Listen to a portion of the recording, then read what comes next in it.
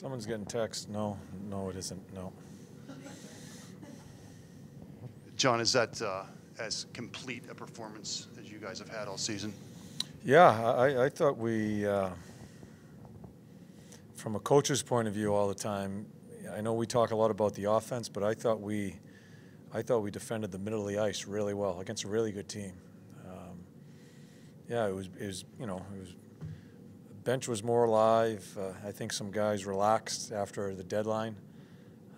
Got contributions from everybody, the new guys that came in, and plus the team itself that's been here. Power play scores a couple goals, kills some penalties. So yeah, it was a good game. And just to follow up on that, obviously the first 20 minutes will get the headlines because you get the 4 goals. But your thoughts on the second 2 periods? You never seem to really give them a chance to get back in the game. No, I thought our decision making with the puck in the neutral zone and our decision making as far as staying above the puck when we don't have it in the neutral zone gave us a really good concentration of stopping their speed through it. And that's a team that doesn't dump the puck in a lot. They're looking to try to get something off the rush. I thought we defended it really well. How big was that penalty kill for you guys at the beginning of the second? I know you weren't a big fan of the call. Yeah. How big was it to be able to keep them at 4-1 with that extended deal? That's a team, and in this league, 4-1 leads, that is, they can gobble that up pretty quickly. And yeah, I was concerned about 3 minutes.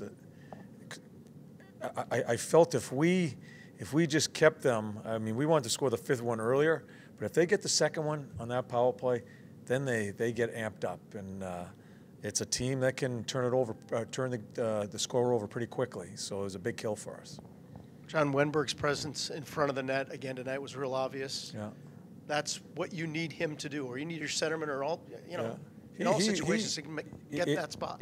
It took the coaching staff a long time to realize his best position on the power play is there.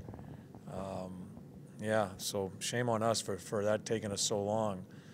He likes to make plays down there in the goal line, and you can see with his shot blocking here the past month and what he's doing in front of the net, he's a willing guy. And yeah, so that's of course the coaches never thought about that. We had to wait for 2 years before we put him there.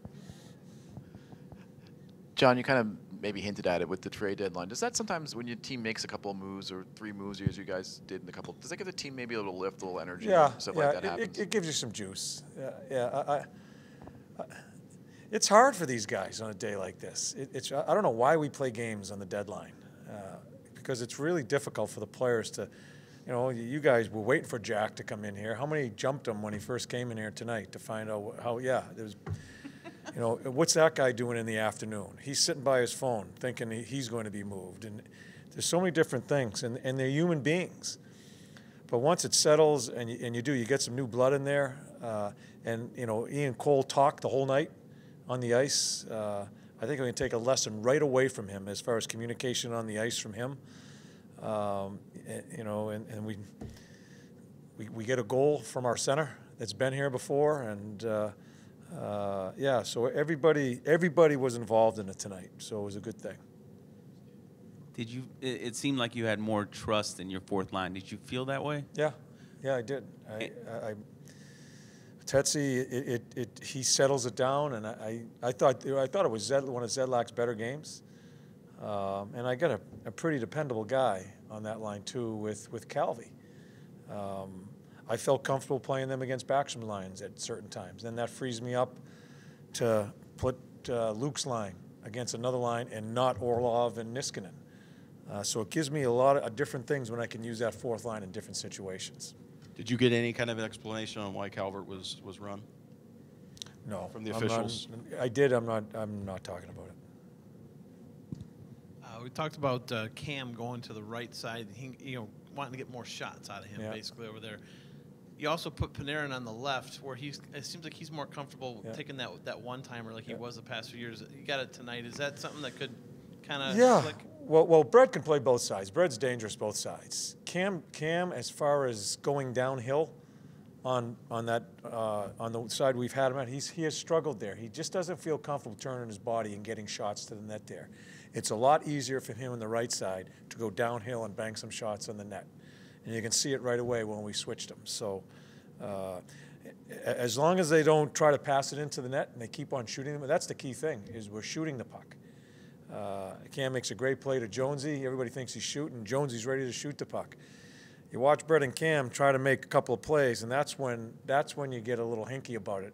Let's just stay with it and put the puck on the net. That's been one of our biggest problems, is not giving us a chance because we make too many plays and try to pass it into the net. John, a lot of things were easier, luckier, whatever, held together last year. This year's been struggles in a lot of ways, sometimes difficult to put your finger on how or why. But does any part of you hope or think that this deadline, the way you've been fortified, might be a welcome stir? That Absolutely. And it gives me, you know what it does? It puts a little bit of push in our lineup. I have to make some decisions here. When Vanek comes in, and I mean, I got 900 defensemen back there now, and some good ones if we get healthy. So there's going to be a push as far as forwards. I watched Sonny play tonight, who I don't think as many guys on our team could score that goal he scored with that backhand goal tonight. And he played a good hockey game. He pushes in. I'm going to have to make a decision who comes out. And it's going to be really healthy for our energy and just a healthy part of competition within our lineup. And we really haven't had that a lot this year. I think that's hurt us. What did Ovechkin say to you? It's rare for a player to say. Nah, that's my fault. That's my fault. I thought he dove, and I signaled to him when I thought he dove, and he took exception, and I have no business making any gesture or saying anything to a player. That's not on him. That's just stupidity on my part. Totally different. To see Letestu come back, you know, obviously he was popular here. Yeah. To see him score a goal in his first game, for a coach, what does it do for the bench? What does it do for the team? Yeah, and I can tell already. As I said, I talked to the trainers, guys that have these players, and the trainers have spoke volumes about him as far as his leadership and just what type of character he is. I can already see it on the bench and the things he says on the bench. I can see it when he scores that goal, how happy the guys are for him.